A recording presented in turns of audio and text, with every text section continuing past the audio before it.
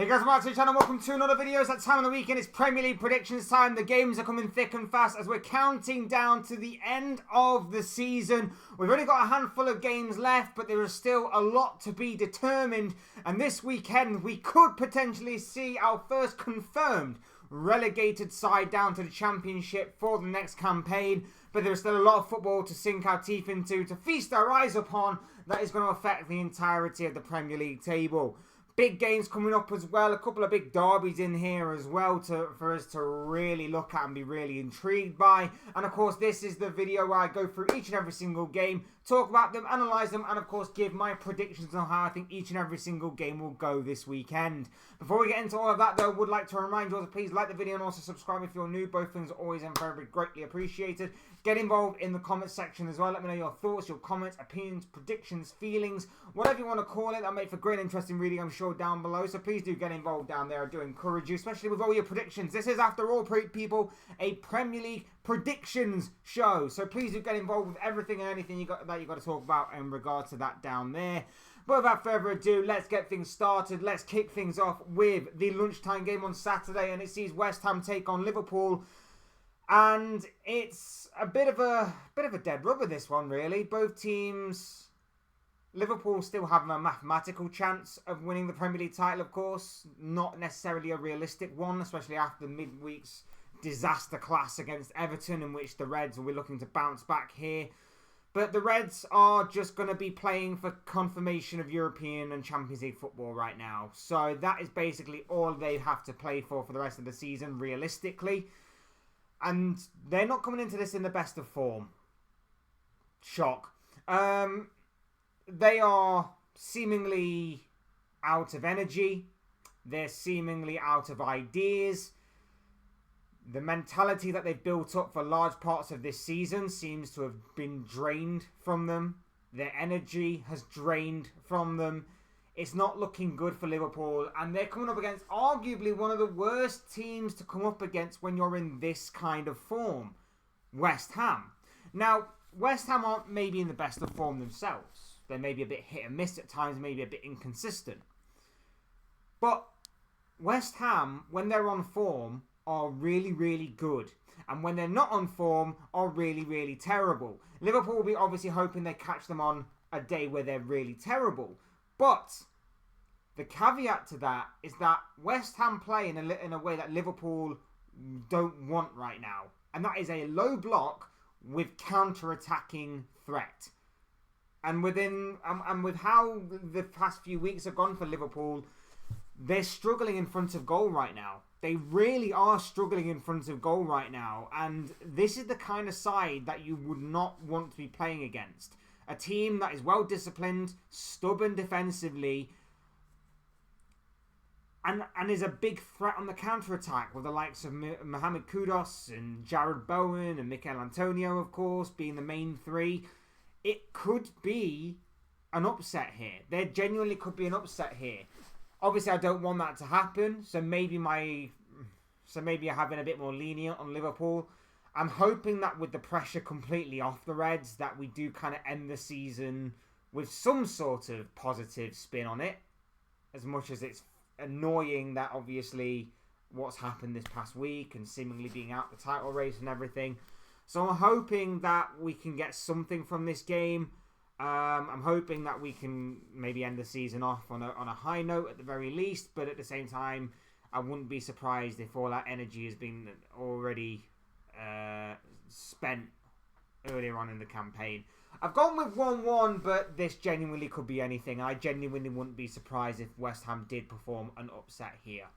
Moving on to the 3 o'clock games, and first up, it's a London derby of sorts as Fulham take on Crystal Palace, an informed Crystal Palace, who of course coming into this game off the back of a few wins on the bounce. They have one of the most informed strikers right now in the Premier League in Mateta. And they are just flying right now, and Fulham are just going about their business, middle of the road kind of stuff. They're safe, they're sound, not going to be pulling up any trees, although there was seemingly a late push for some sort of European place, which has seemingly dwindled over the past few weeks. So I've got Crystal Palace winning this game by 2-0, with their informed Mateta getting on the score sheet yet again. Could be a very direct game of football, this, but I am very interested to see the improvement of Crystal Palace and how well they are taking under their new manager, Oliver Glasner. So I'm very much interested to see from that perspective about Crystal Palace. As for Fulham, like I say, they're safe, they're sound, not really pulling up any trees, so they're probably already on the beach, to be honest. They just want to round off the season. Craven Cottage can always be a difficult place to go, we know that, so it might not be a foregone conclusion as what I'm calling it out to be right now, but I think Palace will get the job done. So I've gone 2-0 to Crystal Palace there. Next up, Manchester United against Burnley. Now, United have already beaten one relegation candidate this week in Sheffield United by 4-2. Well, they're about to beat another one, and now obviously there'll be an underlying story of an ex-Manchester City player in Vincent Kompany, obviously in the dugout of Burnley. So it's not exactly like he's going to get a welcome reception when he steps foot onto the Old Trafford pitch. However, in saying that, his Burnley side have been picking up a few points here and there recently. They are trying to perform some sort of really late great escape that is obviously happening or trying to happen right now for Burnley. I see them picking up a point in this one. I really do. I think although United have been scoring a few goals recently, some of them have been, Moments FC type of stuff again.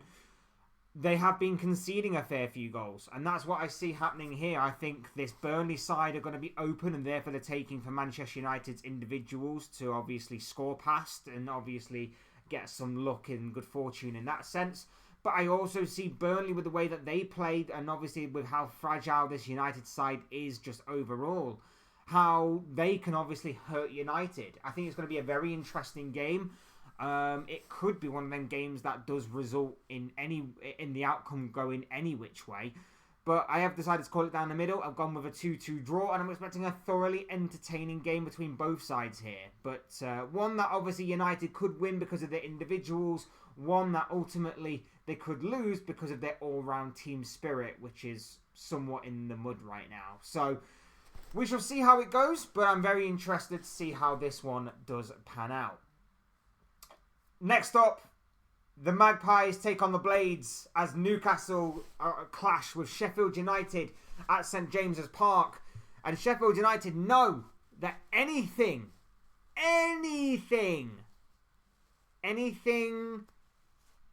less, anything of a win, it's a win or bust. It's win or bust as far as what they're concerned. They are obviously rock bottom of the table right now. They're on 16 points. The maximum wins would take them up to 28 points, where they would overtake Nottingham Forest, providing that Forest, Luton and Burnley lose all of their remaining games. But they know that even a draw is not going to be enough to save them, and a loss is definitely going to condemn them down to the Championship for next season. Sheffield United can't lose this game, otherwise they are done. But they're coming up against the Newcastle side, who have done alright in recent weeks. They're on course for European football. They did lose pretty poorly midweek, though, against Crystal Palace, and it allowed Manchester United back into the top 6 picture. But as far as what Newcastle are concerned, look, it's definitely there for the taking if they can just win their remaining 4 games. Newcastle, Europa League certainly could be something for them to look forward to for next season, if of course they win their remaining games. And this is a very good opportunity to do so against the Sheffield United side, who by all accounts are pretty much down and out. As far as what the Premier League is concerned, they should be gone by this weekend, and that's what I'm predicting here. I'm predicting them to lose 3-1. I'm expecting them to be confirmed as relegated, and Alexander Isak is going to get on the score sheet this weekend. I'm pretty confident about that. So there you have it. If you want one pro tip from me, that is it. Alexander Isak to score, Newcastle to win and score a minimum of 2 to 3 goals. But yeah, I think it's going to be a bad weekend for Sheffield United, as it has been a lot of bad weekends for them across the course of the season. But I expect Newcastle to confirm their fate on a Saturday afternoon. Wolverhampton Wanderers against Luton is our next game of focus, and I've got a 1-1 draw for this one. I really couldn't decide whichever way this game was going to go. I know that Wolves obviously picked up a defeat midweek against Bournemouth. Haven't exactly been in the best of form in recent games, have Wolves, but neither have Luton either. But Luton are battling for relegation, and that can often encourage teams to go to new levels and to perform at new highs. And I'm expecting them to battle for everything again like they have done for most of this season in this game and pick up a point that will ultimately give them another point towards their survival bid.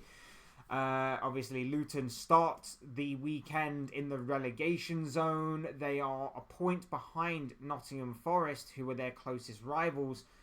And it could be a very interesting battle, this one. So I'm very much looking forward to seeing how these two teams approach this game. What is going to be the outcome of these two games, this game? Because obviously Luton Town will definitely fancy their chances of getting something from this game. And with obviously knowing that their rivals in Forest will be taking on Manchester City later on in the weekend, it's a big opportunity for Luton to not only put pressure on Nottingham Forest, but to also maybe get a win over Forest, considering that Forest are more than likely to lose points in that game against City.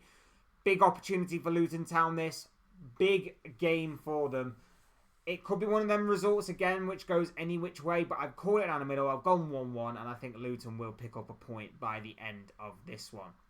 Next up, we've got Everton taking on Brentford, an Everton side that are going to be flying high off of their Merseyside derby victory against Liverpool. I think it'll be a bit of a reality check for them when they come against Brentford. I see the points being shared. It could be a very interesting and entertaining game of football, to be honest. Two very direct sides, with Brentford capable of mixing it up between a bit more technical and a bit more shorter passing game. With obviously Everton being a bit more direct, looking for Dominic Calvert-Lewin to flick balls on and obviously to hold up play and bring others into play. So it could be a very interesting battle in terms of that aspect. I expect Everton to be dangerous from set pieces as well, as they were midweek. Could be an interesting game. It could be one of them games again which goes any which way. I'm expecting Brentford to just get a point on the board though.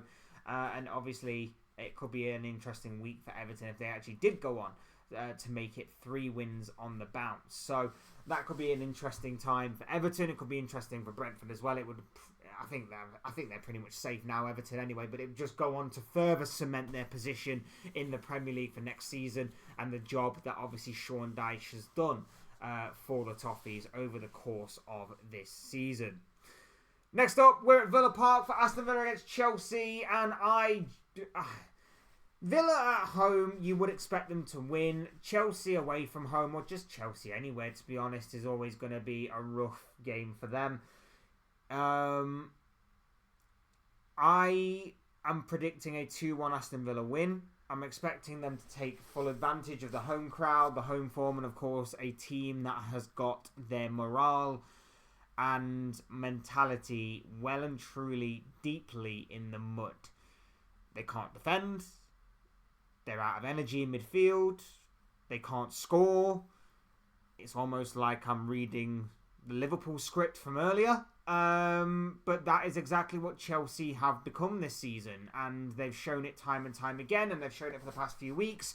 And that's why I think with Aston Villa, with a bit between their teeth as far as what a charge for Champions League football is concerned, and with obviously a big opportunity again to get 3 points this weekend and obviously play before their top 4 rivals in Tottenham, who of course have got a huge London derby to contend with this weekend. It's a big opportunity for Villa to pretty much not cement their place into the top 4, not at least mathematically anyway, but a big opportunity for them to get a bigger hand on Champions League football for next season. So we'll obviously wait and see how this one turns out. But I've gone 2-1 to Aston Villa. I think they'll get the 3 points in the end, and I think they'll just heap more misery onto Mauricio Pochettino and of course to those Chelsea fans. Next up, Bournemouth taking on Brighton. I've gone with a 1-1 draw for this one. Both teams, middle of the road, middle of the table kind of stuff. Both safe and sound and secure. I don't necessarily think European football is on the cards for either one of them this season in regards to the last 4 or 5 games of the campaign.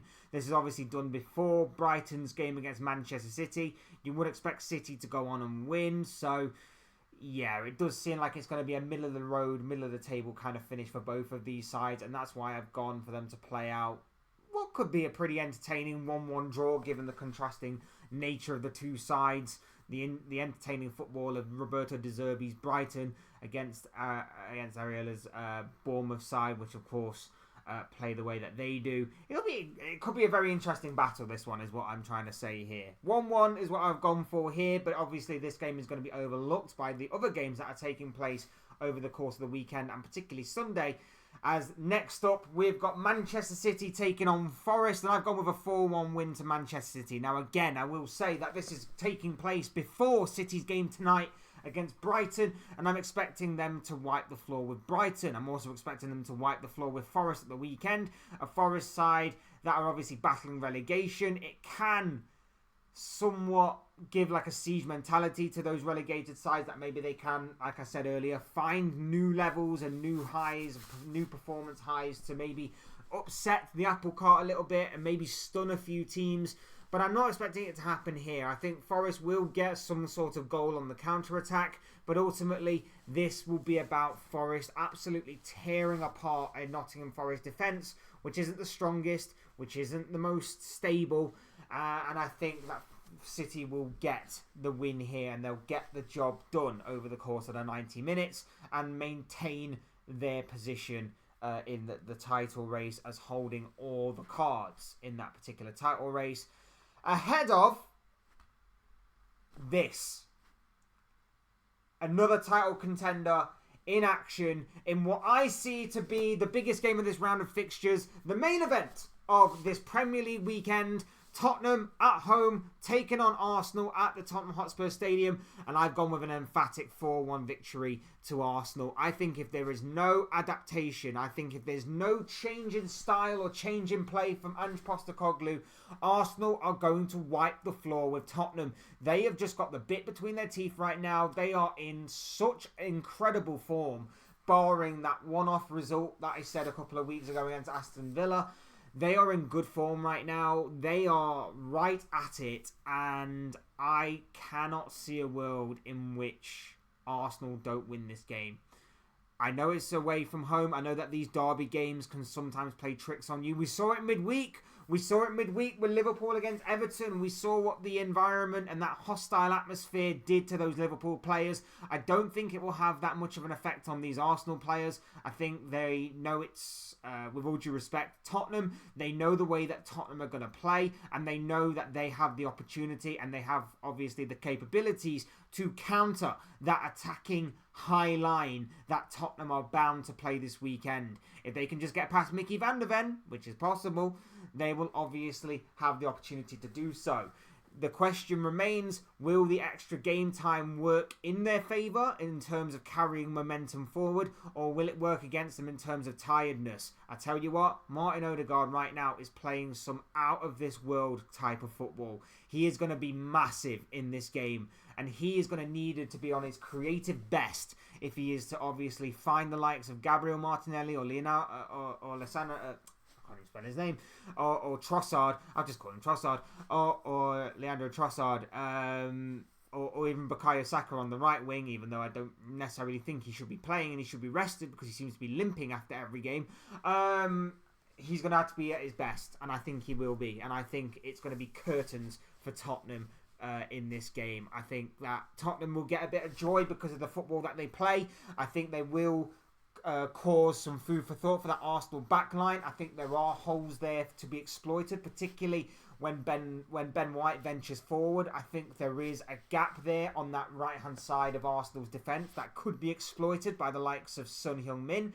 But at the same time, I don't see it being sustainable enough or just overall enough to hinder Arsenal or to hurt Arsenal over the course of the 90 minutes. I think it'll be something that they get a couple of bits of joy from. They may even get a goal from it. But overall, I just see Arsenal absolutely ripping Tottenham to shreds. Unless Tottenham adapt the way that they play. It could be a pretty humiliating North London derby for those in white. And for Arsenal, it will be another win, a big 3 points for them, a massive win over their North London rivals, and fierce rivals at that, and of course to maintain the pressure on a certain Manchester City. But 4-1 to Arsenal is what I've gone with there, and there you have it. Those are just the thoughts, comments, opinions, and most of all predictions of this guy. I want to know what you guys think. What do you make of everything and anything that I've talked about in this video in regards to every single game coming up in the next round of Premier League fixtures? Let me know your thoughts, comments, opinions, but most of all, of course, your predictions. This is a Premier League prediction show after all, people. Let me know all of that good stuff down below in the comments section. I'm sure it'll make for interesting and great reading. Otherwise, hit the like button on the way out and enjoy the video. Subscribe if you're new. Want to see more content like this. Both things always and probably greatly appreciated. And as always, thank you all so much for watching and listening. I've been Fletch. This has been another Fletch Talks video, and I will see you, should I say, Premier League predictions video, and I will see you speak to you all again soon in another video or live stream or whatever it may be. Cheers, guys. Thanks for watching. Take care. Enjoy the rest of your day. Speak to you all again very, very soon.